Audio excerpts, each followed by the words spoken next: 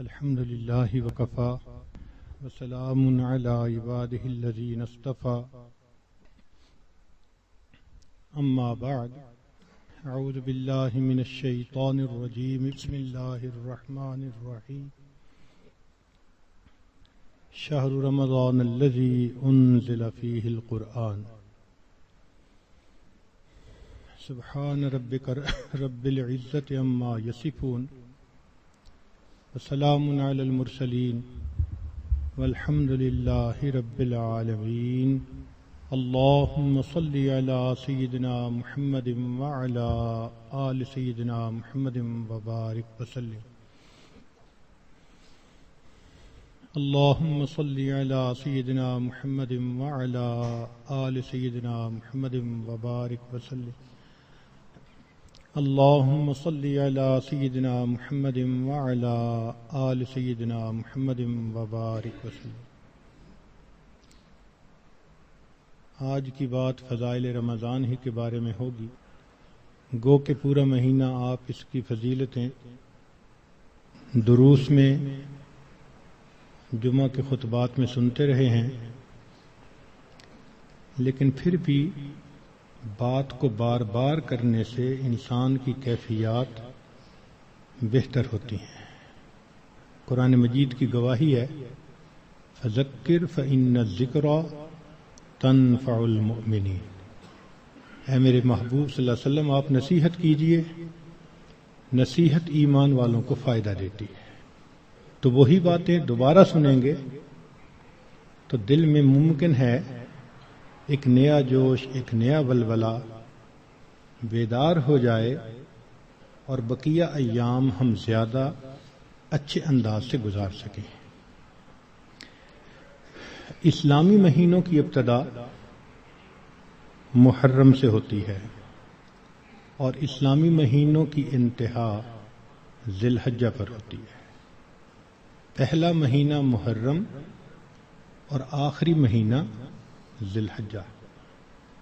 پہلا مہینہ بھی قربانی کی یاد دلاتا ہے اور آخری مہینہ بھی قربانی کی یاد دلاتا ہے۔ سیدنا ابراہیم علیہ السلام کو 10 محرم کو آگ میں ڈالا گیا تھا اور ذی الحجہ کی 10 تاریخ کو سیدنا اسماعیل علیہ السلام کو اللہ کے نام پر قربان کیا۔ تو اسلامی سال کی ابتدا میں بھی قربانی کا سبق ہے، انتہا میں بھی قربانی کا سبق۔ اب اگر اس سال کے 2 حصے کیے جائیں تو 2 شش ماہیاں بنتی ہیں، پہلے 6 مہینے اور دوسرے 6 مہینے۔ پہلے 6 مہینوں میں درمیان میں تیسرا مہینہ ہے ربیع الاول، وہ بھی انعام کا مہینہ، کہ اس میں اللہ کے پیارے حبیب صلی اللہ علیہ وسلم دنیا میں تشریف لائے۔ اللہ رب العزت نے انسان کو بے شمار نعمتیں دی، احسان نے جتایا، آنکھیں دیں، زبان دی، دماغ دیا، سماعت دی، کھانے پینے کو کیا کیا نعمتیں دی، پانی دیا، ہوا دی، رہنے سہنے کو گھر دیا، مگر احسان نے جتایا۔ انسان کی خاطر زمین بنائی، آسمان بنایا، احسان نے جتایا۔ ایک نعمت ایسی تھی کہ اللہ رب العزت نے جب وہ عطا کی تو اس کو عطا فرماتے ہوئے اللہ نے احسان بھی جتلایا۔ فرمایا لقد من اللہ علی المؤمنین اذ بعث فیہم رسولا۔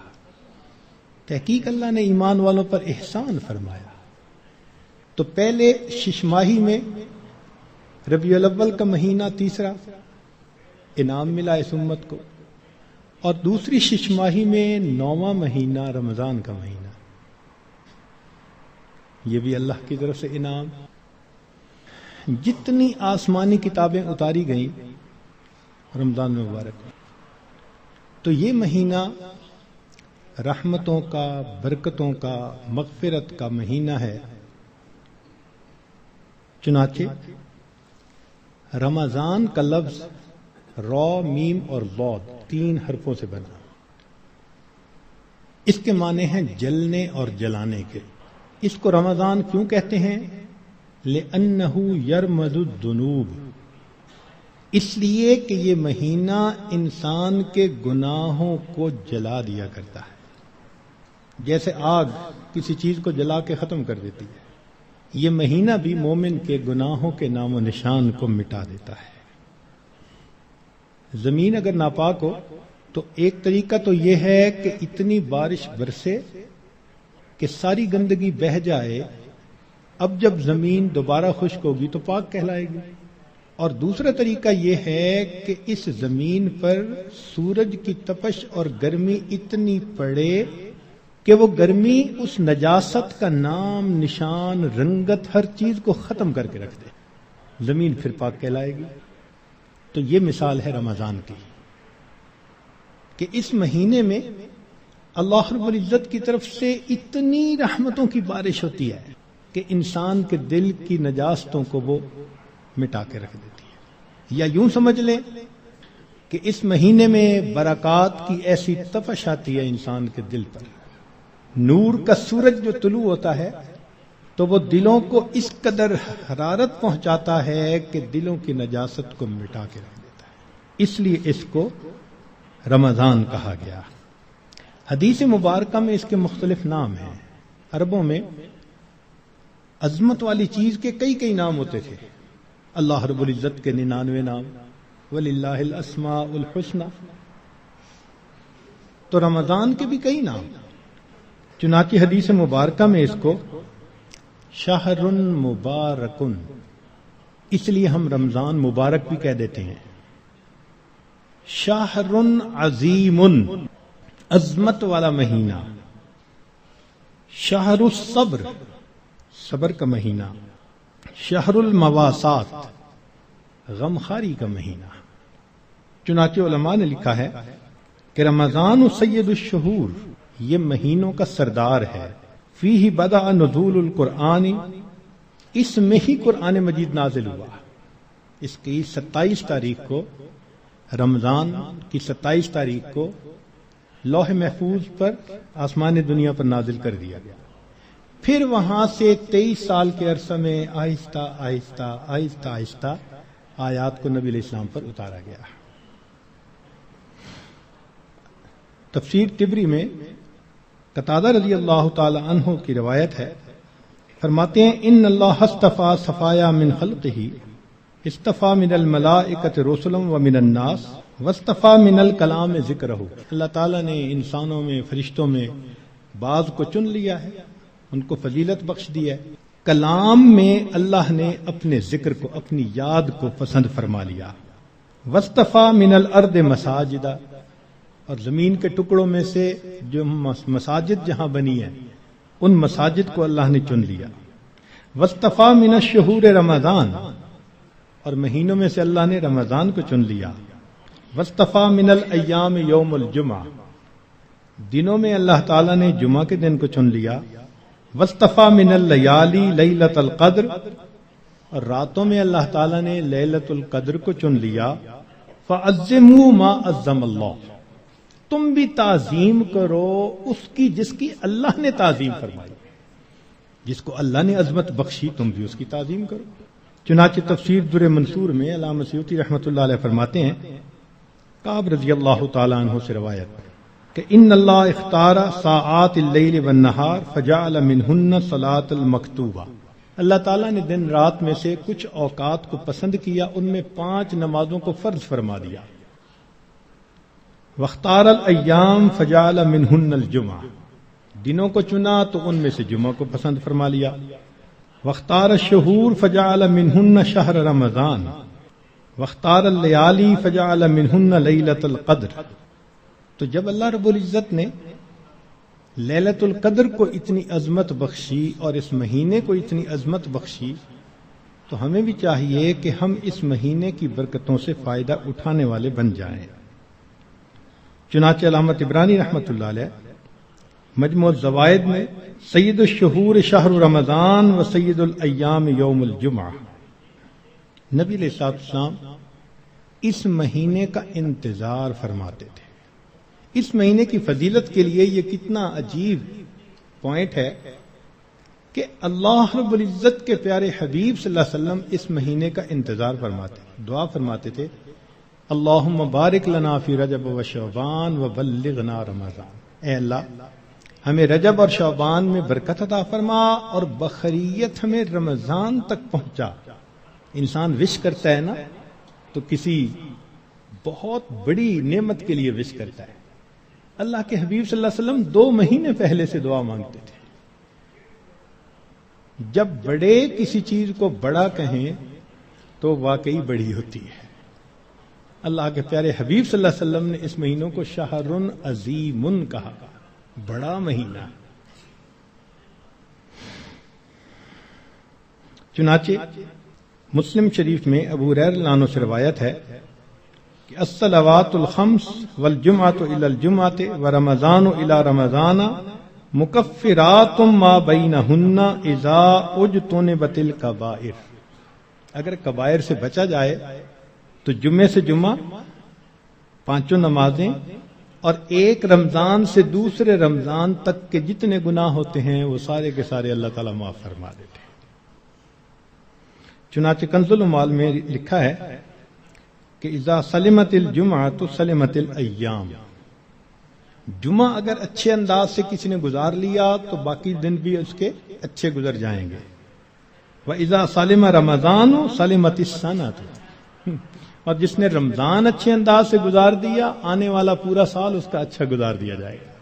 امام ربانی مجدد ثانی رحمۃ اللہ علیہ اپنے مکتوبات میں فرماتے ہیں کہ یہ رمضان کا مہینہ آنے والے سال کا ایک نمونہ ہوتا ہے. جس انداز سے بندہ گزارتا ہے اللہ تعالیٰ بقیہ سال انہی اعمال کی توفیق عطا فرما دیتا ہے. مثال کے طور پہ ایک نوجوان اگر چاہتا ہے کہ میں اپنی آنکھوں کا پرہیز کروں، غیر محرم سے اپنی آنکھوں کو بچاؤں، تو وہ رمضان میں اس کی مشق کر لے. اگر پورا رمضان غیر محرم سے نظر بچا لی، بقیہ پورا سال اللہ اس کو توفیق عطا فرما دیں گے. آپ پورا رمضان تہجد کی پابندی کر لیجئے، تلاوت کی، اعمال کی پابندی کر لیجئے، اور پھر دیکھیے بقیہ پورا سال وہ کام کس طرح آسان ہو جاتے ہیں. اللہ تعالیٰ توفیق دے دیتے ہیں اس بندے کو. اس لیے ہمارے اکابر رمضان کو بہت اہتمام کے ساتھ گزارتے تھے. بلکہ بخاری شریف کی روایت ہے کہ ایک صحابیہ حج پہ جانا چاہتی تھی، خاوند نے نہ کر دی. پوچھا بھی کیوں؟ اس نے کہا سواری نہیں ہے. اس نے کہا فلاں اونٹ تو ہے. اس نے کہا وہ میں نے صدقے کی نیت کر لی، اب وہ میرا نہیں، وہ اللہ کا ہے، اب میں تمہیں نہیں لے کے جا سکتا. خاموش ہو گئی. خاوند جب حج کر کے واپس آیا تو وہ عورت نبی علیہ السلام کی خدمت میں حاضر ہوئی.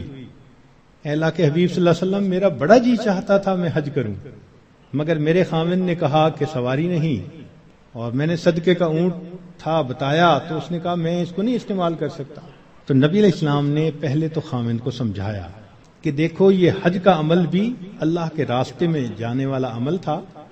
تم اگر اس اونٹ پر اس کو یہ حج کروا دیتے تو اس میں کوئی حرج نہیں تھا، مگر ساتھ ہی یہ فرما دیا اس عورت کو کہ اچھا اب تم رمضان میں عمرہ کر لینا، اللہ تعالیٰ تمہیں میرے ساتھ حج کرنے کا ثواب عطا فرمائے گا. یہ بخاری شریف کی روایت ہے. تو رمضان مبارک کو اللہ رب العزت نے ایسی فضیلت عطا فرمائی. چنانچہ کنز المال میں ہے کہ اذا کان اول لیلۃ من شہر رمضان صفدت الشیاطین ومردت الجن. کہ جب رمضان کی پہلی رات آتی ہے تو شیاطین، سرکش جن، ان کو قید کر دیا جاتا ہے، باندھ دیا جاتا ہے. خبردار میرے پیارے حبیب صلی اللہ علیہ وسلم کے امتیوں کے روزوں کو تم خراب نہ کر سکو، تو شیاطین کو باندھ دیا جاتا ہے. وغلقت ابواب النار فلم یفتح منها باب. جہنم کے سارے دروازے بند کر دیے جاتے ہیں، پورا رمضان بند رہتے ہیں. وفتحت ابواب الجنت فلم یغلق منها باب. اور جنت کے سارے دروازے کھول دیے جاتے ہیں اور ان دروازوں کو پورا مہینہ بند نہیں کیا جاتا. سبحان اللہ. اللہ رب العزت اس مہینے میں جنت کی سیل لگاتے ہیں. وَيُنَادِي مُنَادٍ كُلَّ لَيْلَةٍ. اور ایک ندا دینے والا فرشتہ ہر رات یہ ندا دیتا ہے، یا باغی الخیر اقبل. اے نیکی کے متلاشی آگے بڑھ. ابتغاء سے ہے یہ لفظ باغی الخیر. وَيَا باغی الشر اقصر. برائی کے تلاش کرنے والے تھم جا، رک جا.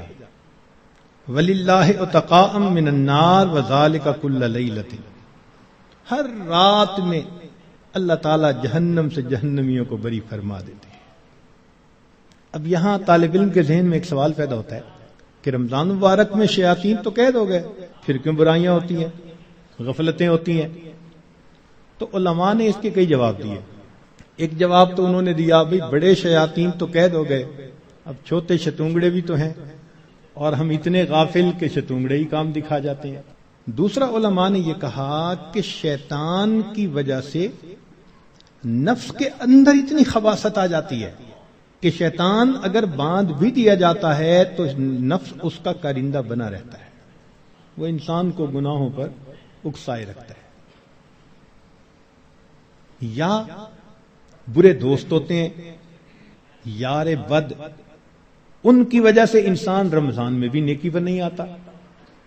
مگر اس کی خوبصورت مثال یہی ہے کہ جیسے لوہے کو بھٹی میں گرم کریں نا تو سرخ ہو جاتا ہے، پھر اس کے بعد اس کو بھٹی سے نکال لیں تو وہ 1 منٹ میں ٹھنڈا نہیں ہوتا، وہ گھنٹہ 2 گھنٹے گرم رہتا ہے. تو شیطان نے انسان کو گناہوں کی بھٹی میں اتنا گرما دیا ہوتا ہے کہ ان لوگوں کے لیے رمضان کا مہینہ آ بھی جاتا ہے تو وہ گرمی اسی طرح موجود رہتی ہے. نبی علیہ السلام نے ارشاد فرمایا من وافق موتہ عند القضاء رمضان دخل الجنہ. جس بندے کو رمضان المبارک کے اندر موت آ گئی اللہ تعالیٰ اس کو جنت کے اندر داخل فرما دیتے ہیں.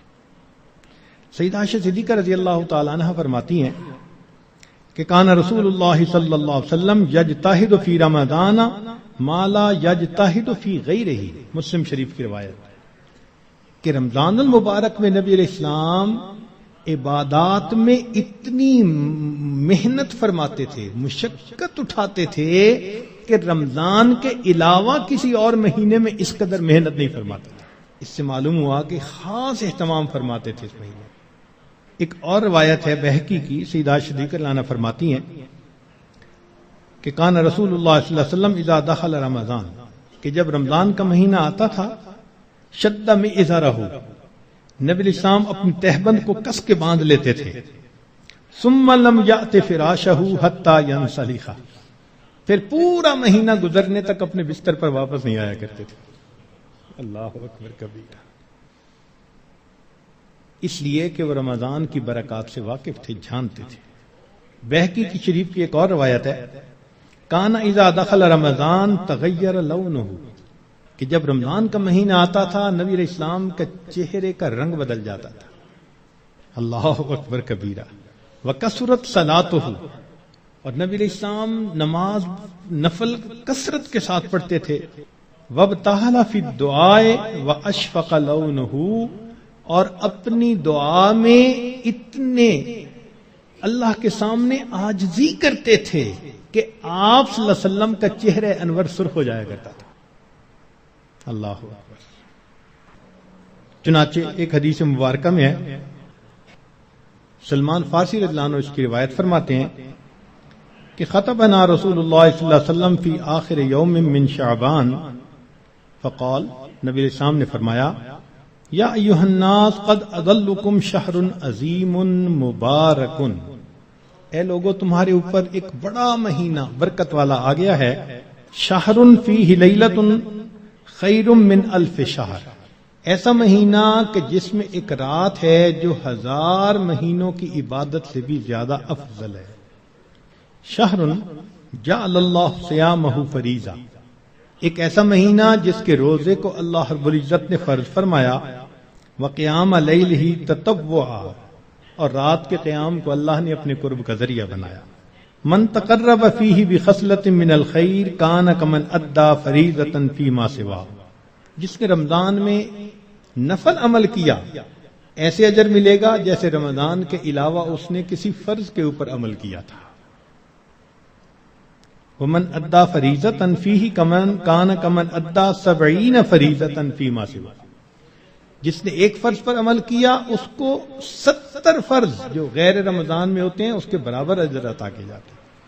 یہاں سے معلوم ہوا کہ اللہ رب العزت رمضان مبارک میں انسان کے اعمال کا ریٹ 70 گنا بڑھا دیتے ہیں، ملٹیپلائی، سبحان اللہ۔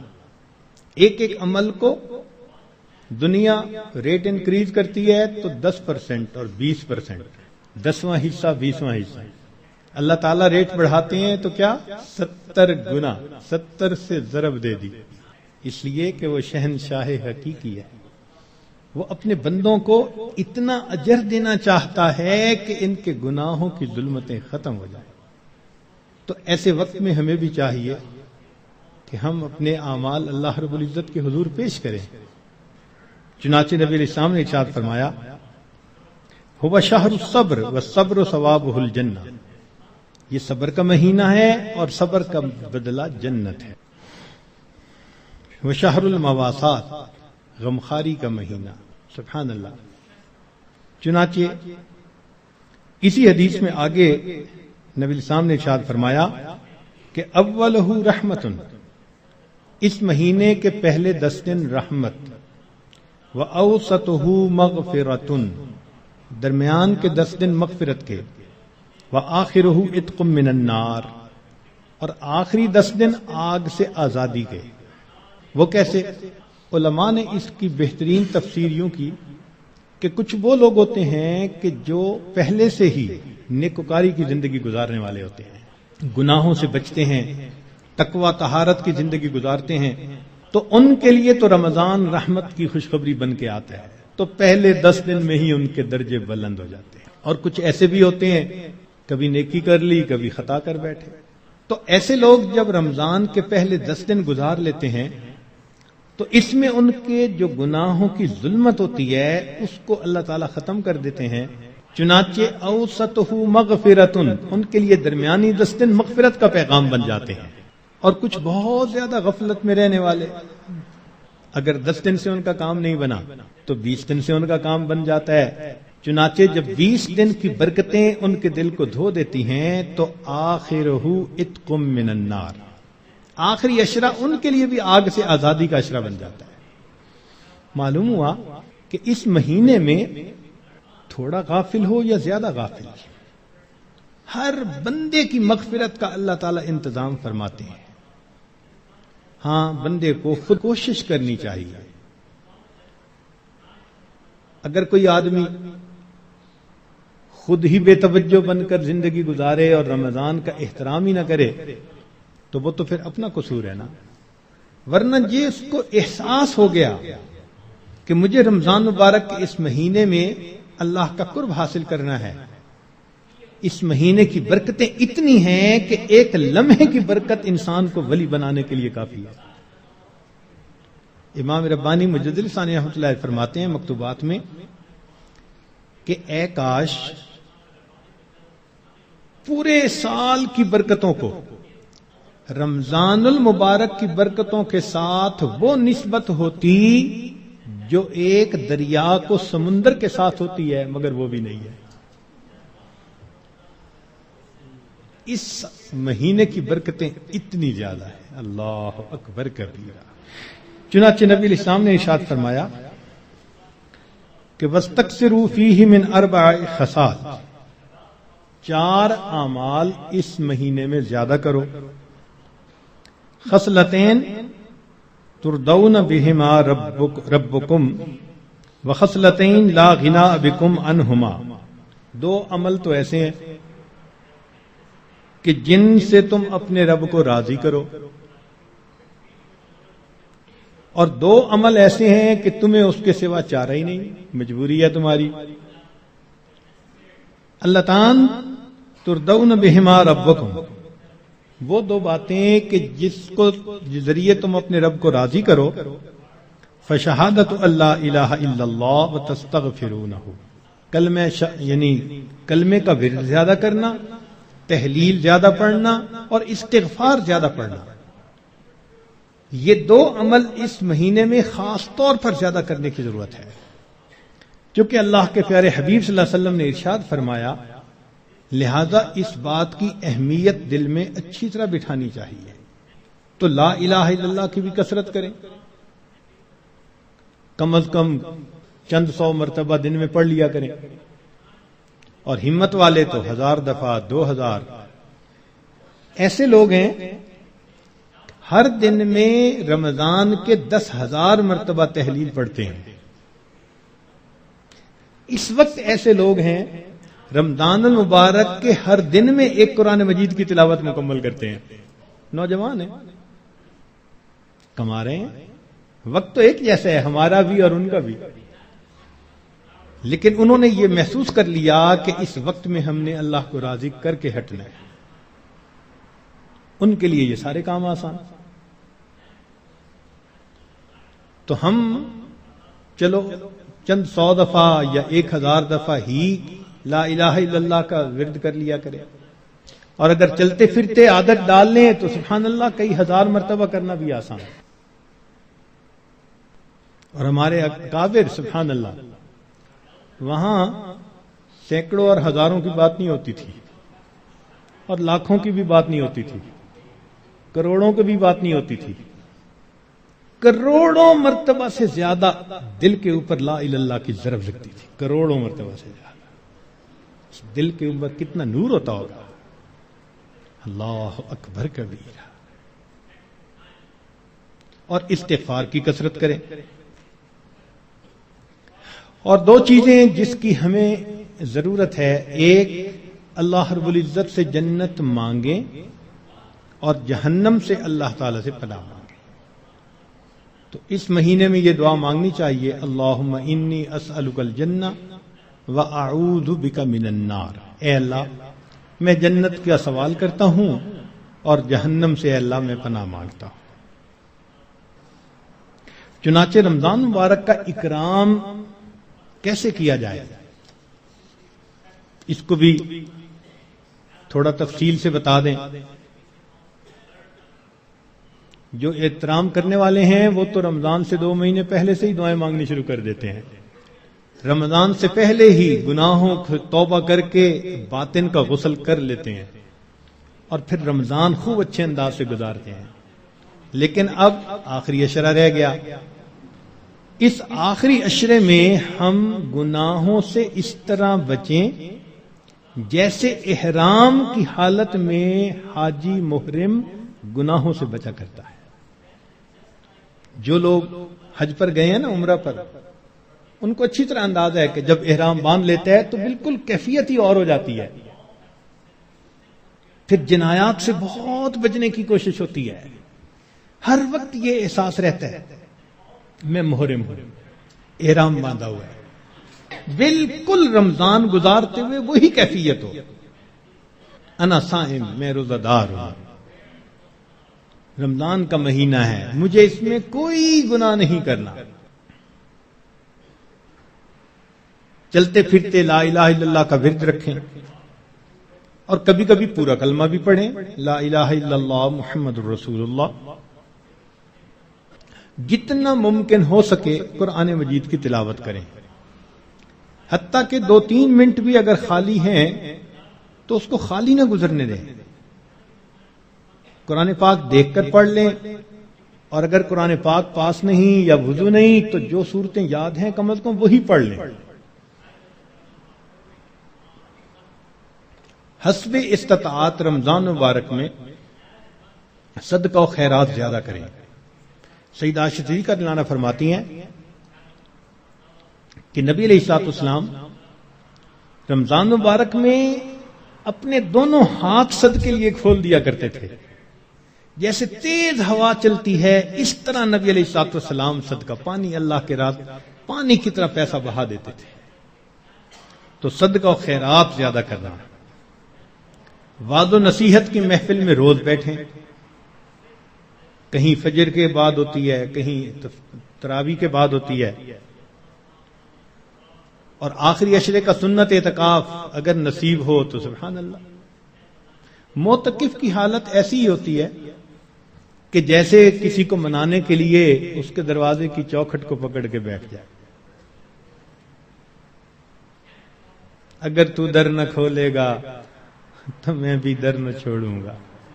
بس نیت کر لے کہ اے رب کریم آپ کو مجھے منا کے اٹھنا ہے.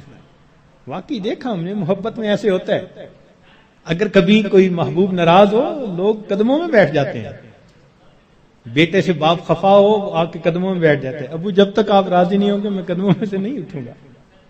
سبحان اللہ، یہی مومن کا حال ہونا چاہیے۔ اے کریم تیرے در پر آ کر بیٹھ گئے ہیں،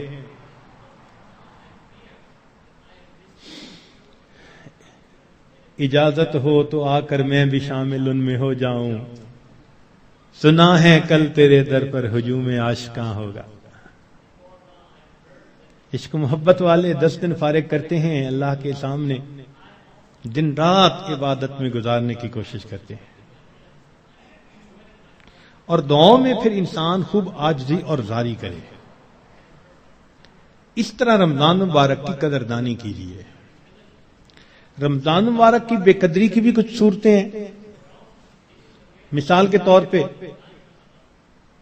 بعض لوگ رمضان کے روزے رکھنے کا اہتمام نہیں کرتے، یہ رمضان کی بے قدری ہے۔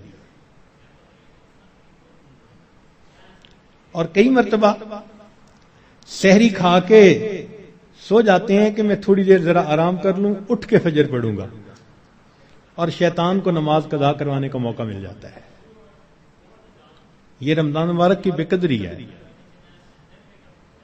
اسی طرح افطاری کے انتظار میں باجماعت نماز چھوڑ بیٹھتے ہیں، یہ بھی رمضان مبارک کی بے قدری ہوئی۔ بعض لوگ رمضان المبارک میں خبروں کے نام پر ٹی وی دیکھتے ہیں، غیر محرم عورتوں پر نظر پڑتی ہے، بازار سے گزرتے ہوئے اپنی نگاہ کا احتیاط نہیں کرتے، یہ بھی رمضان مبارک کی بے قدری ہوئی۔ اخبار بینی کے شوق میں تصاویر بھی دیکھتے ہیں، یا بعض لوگوں کو دیکھا کہ بھوک سے بچنے کے لیے یا پیاس کے احساس سے بچنے کے لیے ڈائجسٹ پڑھنا شروع کر دیتے ہیں، ناول، افسانے، کہ وقت گزر جائے۔ تو وقت گزاری کے لیے ڈائجسٹ جیسی کتابیں اور اس طرح کی کتابوں کا پڑھنا، یہ بھی رمضان مبارک کی بے قدری ہے۔ اس سے تو بہتر تھا کہ آپ قرآن مجید کی تلاوت کر لیتے۔ اور بعض مرتبہ عورتیں گھر کے کام کاج میں لگی ہوتی ہیں تو وہ وقت گزاری کے لیے موسیقی والی قوالی لگا دیتی ہیں، اور ایسی آج کل قوالیاں بن بھی خوب رہی ہیں گانوں کی طرز پر۔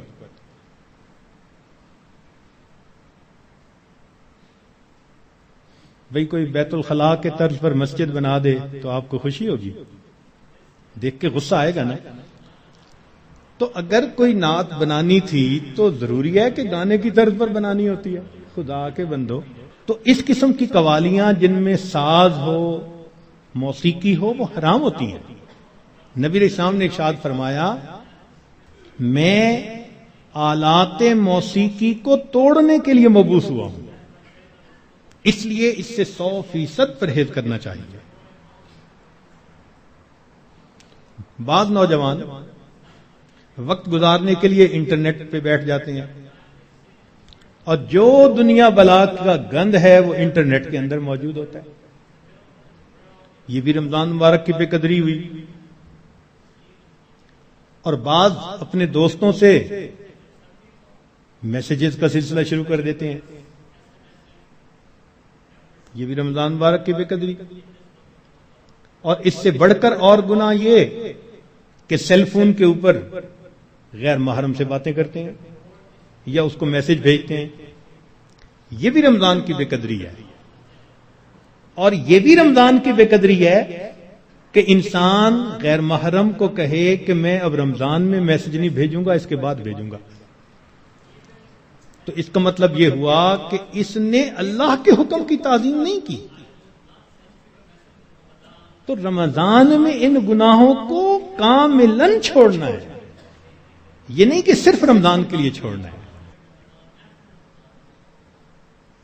بعض لوگ حالات حاضرہ کے نام پر ایک دوسرے بندے کی غیبتیں شروع کر دیتے ہیں، بعض لوگ رمضان میں یہ کہنے میں بڑا خوشی محسوس کرتے ہیں آج روزہ بڑا لگ رہا ہے. بھائی صبر کیجئے، صبر کا مہینہ ہے، اور روزہ لگا بھی تو کتنے گھنٹے کی بات ہے، چند گھنٹے کی بات ہے. مگر وہ اس کو ایک ٹاپک بنا لیتے ہیں، ہر آنے والے کو بس میں اٹھ نہ سکا اور تھوڑا وقت تھا، پانی نہ پی سکا اور کھانا نہ کھا سکا. ایسے لگتا ہے جیسے روزے کا ماتم کر رہے ہو بیٹھے ہوئے. یہ بھی رمضان کی بے قدری ہے. رمضان مبارک میں جو آدمی اللہ رب العزت کے قرب کے لیے کوششیں کرے گا، یقیناً اللہ رب العزت اس کے گناہوں کو معاف فرمائیں گے اور اسے اپنا قرب عطا فرمائیں گے. اب ایک دو باتیں مزید سن لیجئے تاکہ بات کو مکمل کریں کہ اگر کوئی نیک بندہ آپ کو بتائے کہ قبولیت دعا کا وقت ہے، دعا مانگ لو، تو آپ کتنے اہتمام سے دعا مانگیں گے کہ جی ایک نیک بندے نے بتا دیا قبولیت دعا کا وقت تھا. اچھا اگر کوئی واقعی بڑا ولی ہو اور وہ بتا دے پھر تو اور اہتمام سے دعا مانگیں گے. تو اگر ایک ولی کے بتانے پر اتنے اہتمام سے دعا مانگتے ہیں تو ولیوں کے سردار، نبیوں کے سردار حضرت محمد مصطفیٰ احمد مجتبی صلی اللہ علیہ وسلم، آپ نے ارشاد فرمایا کہ افطاری کے وقت روزے دار کی دعا کو اللہ تعالیٰ قبول فرماتے ہیں. اب اپنے ذرا ذہن میں سوچیں کہ کیا ہم افطاری کے وقت دعا اس اہتمام سے مانگتے ہیں؟ اور شیطان بھی ایسا ہے کہ وہ افطاری کے وقت دسترخوان پہ چیزیں لگواتا ہے، بس حسرت سے دیکھتے دیکھتے وہ افطاری کا وقت ہی آ جاتا ہے. اس وقت میں اہتمام سے دعا مانگے. رات کے اوقات میں، دن کے اوقات میں اللہ رب العزت سے معافی مانگیں اپنے گناہوں کی، اللہ تعالیٰ کو منانے کی کوشش کریں. یہ بخشش کا مہینہ ہے، رحمتوں کی انتہا ہے. جو بندہ تھوڑی سی بھی کوشش کرے گا یقیناً وہ رمضان کی رحمتوں کی وجہ سے بخش دیا جائے گا. اب یہاں پر ایک بات اور ذہن میں رکھیں کہ ماں اپنے بیٹے کے بارے میں بد دعا نہیں سن سکتی. کسی ماں کے سامنے بیٹے کو بد دعا دیں تو صحیح، حشر دیکھیں گلے پڑ جائے گی. تو ہوتا کون ہے میرے بیٹے کو بد دعا دینے والا؟ تو ماں کو اگر بیٹے سے اتنی محبت ہے کہ وہ بد دعا نہیں سن سکتی، تو کیا ایسا ہوگا کہ کوئی بد دعا دے اور ماں آمین کہے بیٹھ کے؟ وہ تو آمین نہیں نہ کہے گی. اب ماں کی محبت کا یہ عالم ہے تو اللہ کے پیارے حبیب صلی اللہ علیہ وسلم کو امت کے ساتھ کتنی محبت تھی. 23 سال امت کے لیے اللہ کے محبوب صلی اللہ علیہ وسلم راتوں کو روتے رہے. کوئی ماں بچوں کے لیے 23 سال نہیں روتی، کوئی باپ اپنی اولاد کے لیے 23 سال نہیں روتا. اللہ کے پیارے حبیب صلی اللہ علیہ وسلم 23 سال تہجد میں روتے تھے، امت کے لیے روتے تھے. اتنی محبت تھی امت کی. روایت میں آتا ہے کہ ملک الموت نے آ کے عرض کیا، اے اللہ کے حبیب صلی اللہ علیہ وسلم، اللہ تعالیٰ نے بھیجا ہے. نبی السلام نے پوچھا، اچھا پہلے مجھے یہ پوچھ کے بتاؤ میرے بعد میری امت کا کیا بنے گا؟ اللہ اکبر. ادھر سے بلاوا آتا ہے اور اللہ کے حبیب صلی اللہ علیہ وسلم کو امت یاد آتی ہے، میری امت کا کیا بنے گا؟ اللہ تعالیٰ نے فرمایا تیری امت کے بارے میں تیرے دل کو خوش کریں گے میرے محبوب. اللہ اکبر. اتنی محبت امت کے ساتھ. اور ان کے سامنے جبریل علیہ السلام ایک دعا مانگتے ہیں، برباد ہو جائے وہ شخص جس نے رمضان کا مہینہ پایا اور اپنی مغفرت نہ کروائی. اور اس پر نبی علیہ السلام فرماتے ہیں آمین. اب آپ سوچیں کہ رمضان المبارک میں مغفرت کا کروانا کتنا اہم ہے. اول تو ایک فرشتے کی بد دعا کافی تھی، پھر اس کے اوپر نبی علیہ السلام کی آمین، اس نے کتنا موقت کر دیا اس بد دعا کو. اللہ اکبر. اس لیے رمضان گزرے گا تو یا ہمارے لیے عید ہوگی یا پھر ہمارے لیے وعید ہوگی. جن کی بخشش ہو گئی ان کے لیے تو عید ہوگی، خوشی کا دن، اور جن کی بخشش نہ ہوئی پھر ان کے لیے وعید ہوگی. اس لیے رمضان کے ان باقی ایام کو بہت ہی زیادہ اہتمام کے ساتھ اللہ تعالیٰ سے مانگ کے گزاریں، رو دھو کے گزاریں. جب دل میں فکر ہوتی ہے نا پھر مانگنے کا طریقہ خود بخود آ جاتا ہے. جب بیٹا بیمار ہو نا ہاسپٹل میں تو اس کی ماں کو دعا کا ادب کوئی نہیں سکھاتا، ماں کو دعا مانگنا خود آتا ہے. وہ جس انداز سے رو رہی ہوتی ہے، وہ جس طرح اللہ کے سامنے گڑ گڑا رہی ہوتی ہے، اللہ میرا بیٹا ECU میں داخل ہو چکا، ٹپ ٹپ آنسو گر رہے ہوتے ہیں. دعا کے آداب کون اسے سکھاتا ہے؟ محبت ہوتی ہے، دل کو فکر لگی ہوتی ہے. اسی طرح جب دل کو فکر لگ جاتی ہے نا کہ وقت تو گزر رہا ہے، میں نے کیا کیا اس میں، تو پھر انسان کو اللہ رب العزت سے مانگنا بھی آ جاتا ہے. کہتے ہیں کہ ایک اعرابی تھا تو رمضان مبارک میں عجیب اس نے دعا مانگی. کہنے لگا اللہم انک امرت بعتق العبید ونحن عبیدک. اے اللہ، آپ نے غلاموں کو آزاد کرنے کا حکم دیا ہے. اس حدیث میں بھی نبی علیہ السلام نے فرمایا کہ جو غلام آزاد کرے اس کو یہ اجر ملے گا. تو دیکھیے ایک دیہاتی شخص ہے کیا دعا مانگ رہے ہیں، اللہم انک امرت بعتق العبید ونحن عبیدک فاعتقنا من النار فی شہر رمضان. اے اللہ، اس رمضان کے مہینے میں جہنم کی آگ سے ہمیں آزاد فرما دیجیے. اللہ اکبر کبیرہ. اور واقعی بات ایسی ہے. اس لیے کسی نے کیا عجیب بات کہی، ان الملوک اذا شابت عبیدہم. بادشاہ لوگ جو ہوتے ہیں نا، جب ان کی خدمت کرتے کرتے ان کا غلام بوڑھا ہو جاتا ہے نا، وہ پھر اس کو آزاد کر دیتے ہیں، آزاد بندوں کی طرح آزاد بنا دیتے ہیں. عمر گزار دی اس نے خدمت کرتے کرتے. بادشاہ بڑھاپے میں اس کو غلام نہیں رکھتے، یہ دستور ہوتا ہے بادشاہوں کا. ان الملوک اذا شابت عبیدہم فی رقہم اعتقوہم عتق احراری. بڑھاپا جب ہو جاتا ہے وہ کہتے ہیں کہ اس نے تو عمر گزار دی خدمت کرتے کرتے، اب اس کو غلامی سے آزاد کر کے آزاد بندوں جیسی زندگی. وَأَنْتَ يَا سَيِّدِي أَوْلَى بِذَاكَ رَمَا. اے سید، اے میرے سردار، اے میرے آقا، آپ تو اس بات کے زیادہ حقدار ہیں. ہم نے بھی تو کلمہ پڑھتے پڑھتے بال سفید کر لیے نا، دل سفید نہ کر سکے، بال تو سفید کر بیٹھے. کلمہ پڑھتے پڑھتے بوڑھے تو ہو ہی گئے. اے کریم، تو مہربانی فرما، رمضان کے اس مہینے میں اللہ ہمیں جہنم کی آگ سے آزاد فرما. ہمارے پاس کوئی عمل اور نہیں جو اللہ کے حضور پیش کر سکے. عبداللہ ابن مبارک رحمت اللہ علیہ کی بات یاد آتی ہے کہ موت کے وقت اپنے رخسار کو زمین پر رگڑنے لگ گئے اور دعا مانگنے لگے، اللہ عبداللہ کے بڑھاپے پر رحم فرما. یہ نہیں کہا کہ میں محدث ہوں، یہ نہیں کہا میں نے ہزاروں کو حدیث کا علم پڑھایا، یہ نہیں کہا اتنے لوگوں کو ہدایت ملی. کوئی عمل اپنا اللہ کے حضور پیش نہیں کیا. وہ جانتے تھے اللہ کی عظمت کو، وہ پہچانتے تھے. صرف ایک بات کہی، اے اللہ عبداللہ کے بڑھاپے پر رحم فرما دے.